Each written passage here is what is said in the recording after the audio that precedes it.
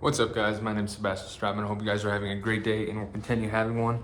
Today, I got hopefully a quick video for you. I hope it's gonna go quick, but I'm gonna be installing MAXIMA paddle shifters onto my Q60 Lux.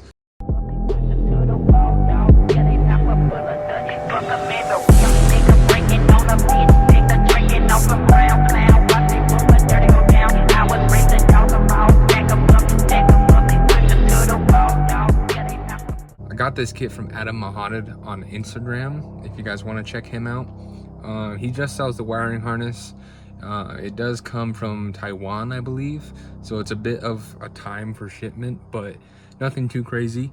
Besides that, I bought the MAXIMA paddle shifters on eBay, so hopefully it'll bolt right up. I'm gonna watch a quick video on how to do it and try and walk you guys through it. All right, so very first thing, I already unscrewed it, but there's a little bolt or screw right here, right underneath your column, that you'll need to undo. One other thing I wanted to note is I'm actually doing this without a red sport column. I'm actually gonna cut mine and try and do it the best way I can.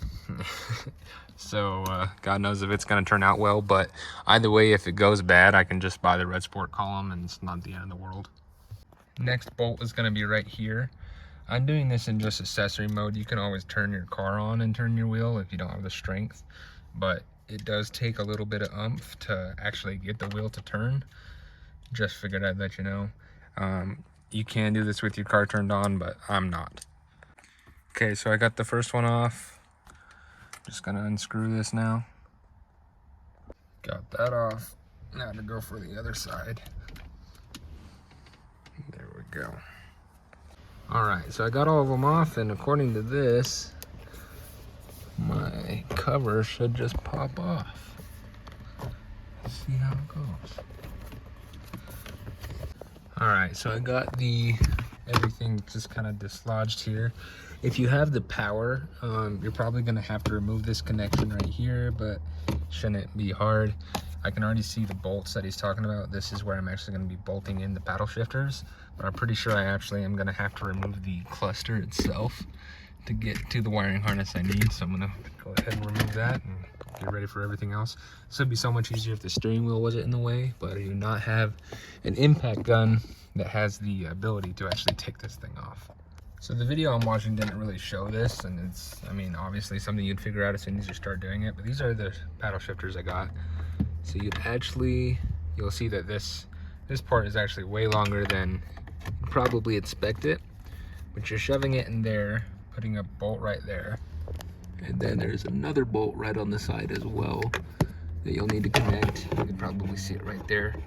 Everything's already lined up for it, so you know, I mean, at some point in time, this could have had paddle shifters from factory, or I don't know why Infiniti wires them up if they're not going to give them to them. I work at Nissan. Almost all Nissans come with paddle shifters.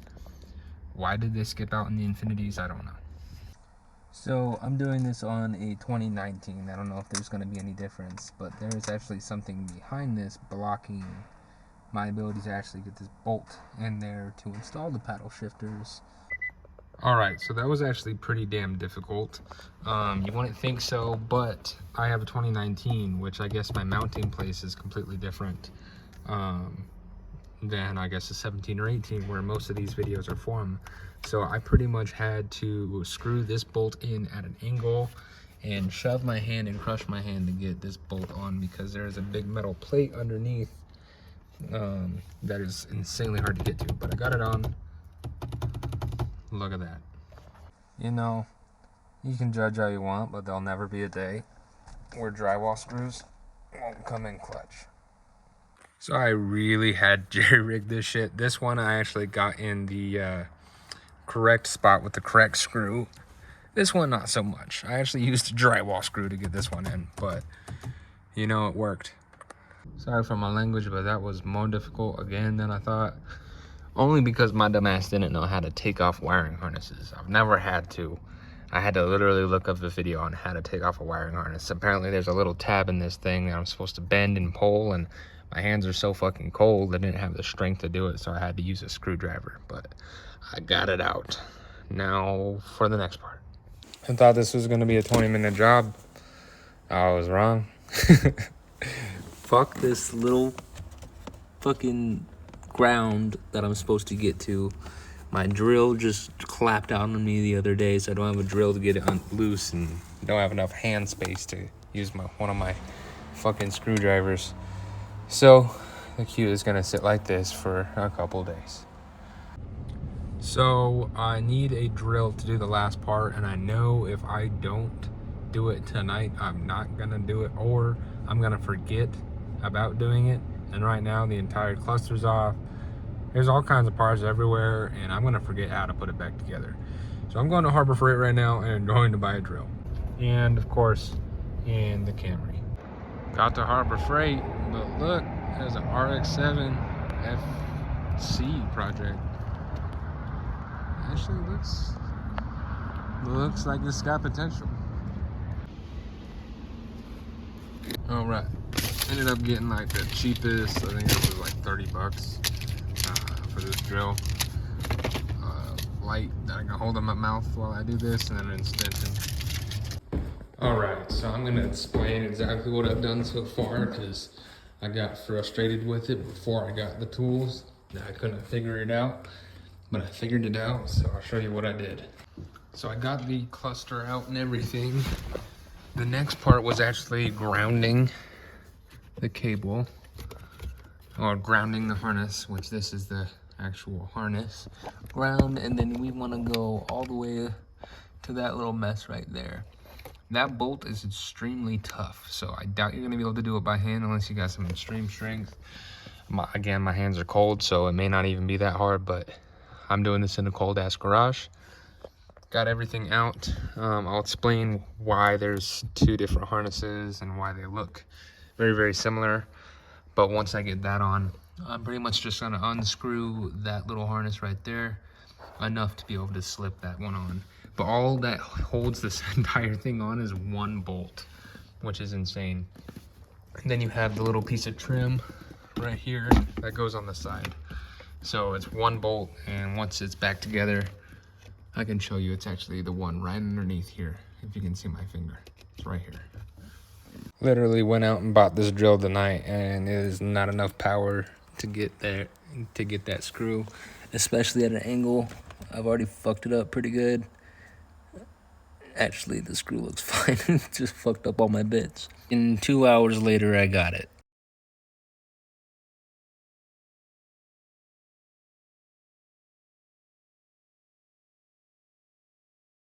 Alright, so it's the next day, and I wasn't actually going to upload this video, but then I realized I still had some pretty decent content on it.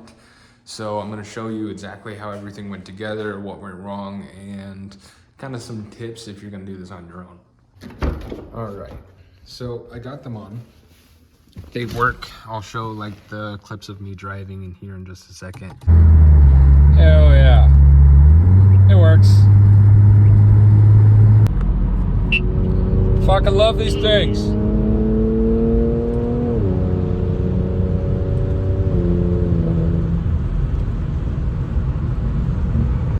They work just fine. They're holding up. Obviously the top cluster is not affected by the paddles, but the bottom is. So as you can see, I have all this exposed. I did try and cut everything, or the bottom sleeve, I guess you can say, to fit these, but these are so large and they stick down quite a bit that there was no way that it was actually going to fit. So I'm gonna have to buy the red sport column, but that's not terrible. I think you can find one for like 200 bucks, and it includes both top and bottom. So I'm not too worried about the exposed right now. Again, this isn't gonna be driving. I mean, I'm not gonna really be driving this until March, so I have plenty of time to get that. But other than that, it worked. If I had any suggestions for you guys, is to plan out at least a couple hours. Start doing this in the day instead of the night, or at least in a place where you have optimal light. I only have that little light in my garage, and it was not easy. I did buy a flashlight to help out, but yeah. So what I would recommend is a torque wrench, a screwdriver with an extension, and possibly just a regular power drill. If you have an impact gun, that might help a little bit getting that bolt off that you might have saw previously. That's behind here. where you make the ground. That was probably the hardest part. Everything was kind of a pain in the ass, but it's also specifically my car. If you have a 17 or 18, which are the most common years, it'll probably be a little easier. But since I had that blockade right here, I had to screw it in at an angle. I also used a drill bit and drilled a little bit out to make a little bit of room. And this side actually has a drywall screw in it.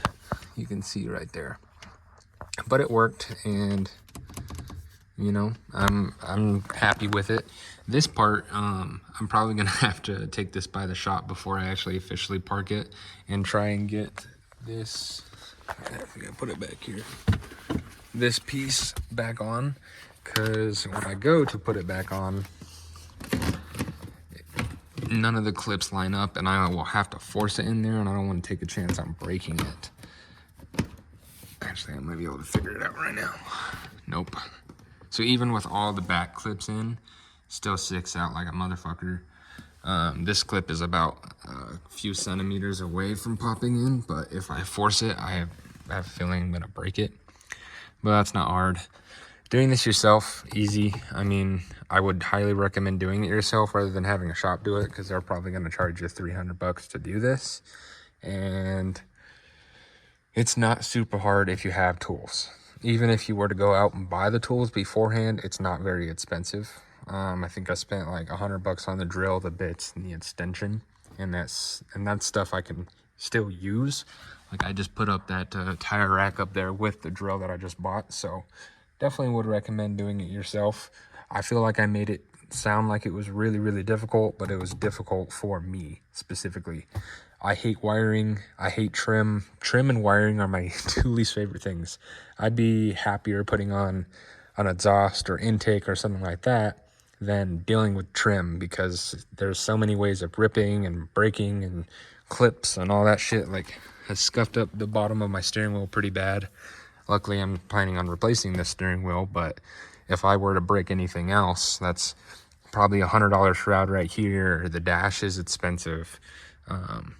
This, obviously, I fucked up, but luckily this is only $200.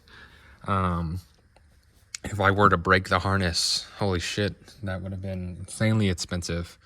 But if you're good with trim, if you're good with that kind of stuff, this is definitely something I'd do yourself. I feel like a lot of the other videos were like just super quick and easy and don't really explain.